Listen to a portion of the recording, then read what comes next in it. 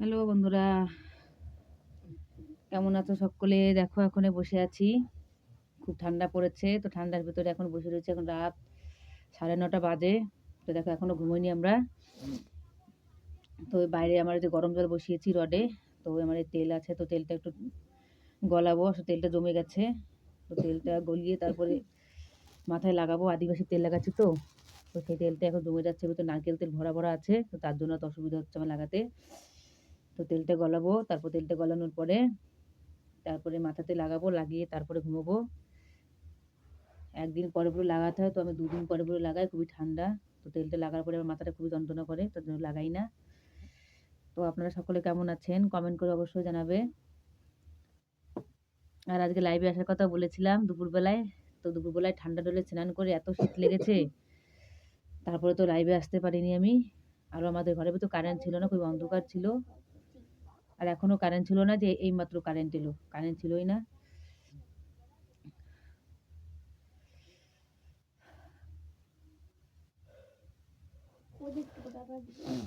তো আপনারা ভিডিওগুলো দেখবেন, ভালো লাগে লাইক কমেন্ট অবশ্যই করবেন। তারপর আমি যে এখন তেল লাগাবো মাথায়, তো তেলটা পুরো একবার জমে গেছে। আমিও পড়লাম, সাইডে কাত হলাম, ফোনটাও সাইডে কাত হয়ে গেল আবার। দেখতে গেছে, মানে ফোন রাখারই জায়গা নেই। তো দেখো তেল, এই দেখো জমে গেছে কেমন, দেখাচ্ছি আপনাদেরকে। এ দেখো কোনটুকু হয়ে গেছে না জমে তেলটা, এ দেখো পুরো দেখো শক্ত হয়ে গেছে। তাহলে এখন এই গরম জল করে ডাবিয়ে দেবো ভেতরে, আর সফার করে তেলটা গলে যাবে। তারপর মাথাতে লাগিয়ে নেবো। তেল লাগাইও তো চুলের কি অবস্থা, টাক হয়ে যাচ্ছি। যা হোক, টাক হই যাই হই, চুলটা একটু বড় হচ্ছে বলে এটাই ভালো লাগছে। যে চুল উঠুক না উঠুক, চুলটা একটু বড় তো হচ্ছে। তো এই যে তাই ভাবলাম। আর আমাদের এখানে কেমন যে ঠান্ডা আছে, তো আপনাদের কাছে একদিন দেখাবো। সকালবেলা, আসলে সকালে তো ঘুম থেকে ওঠা হয় না আমার, অত সকালে উঠি না। তো সকালবেলা উঠলে দেখাবো যে বাইরের যে মানে ঠান্ডার সকালটা কেমন হয় আমাদের এখানটায়, তো অবশ্যই জানাবো। আমি উঠি কমসে কম 7:30-8টার সময় উঠি, অনেক সময় 8:30টাও বেজে যায় ঘুমের থেকে উঠতে, মানে এত ঠান্ডা পড়ে। তারপরে একা সংসার, কিবা কাজ আছে, লোকজনও তেমন নেই, তো তার জন্য সেরকম ওঠা হয় না। আর ধমকানোরও তো কেউ নেই, গালি দেওয়ারও তো কেউ নেই। অনেকে বাড়িতে শাশুড়ি তাকে ধমকে দেয়, এই কাজ করো কাজ করো, এত লেট এখন উঠতে, অনেকে বলে। তো আমার তো কেউ নেই বলার মতনও, তো আমি একা সংসার। তো আমার যেরকম করে ভালো লাগে আমি সেরকম করে মানে বাড়ির কাজকর্মগুলো করি। আর শরীরটা হচ্ছে কদিন ধরে ভালো যাচ্ছে না আমার।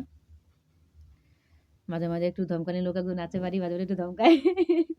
কিন্তু আবার যখন নিজে একটু রেগে যাবে তখনই ধমকাবে, নিজে যখন ঠান্ডা থাকবে তখন আর কিছু বলবে না। তাই ভাবি, তাই এরকম একা সংসার তো কারো নেই, কারো কোনো চিন্তাও নেই, কিন্তু আমার খুবই একা সংসার আনন্দের ব্যাপার। তো আমাকে তুমি গালি কাটার কেউ ধমকানোর কেউ নেই, ওরা ফ্রি।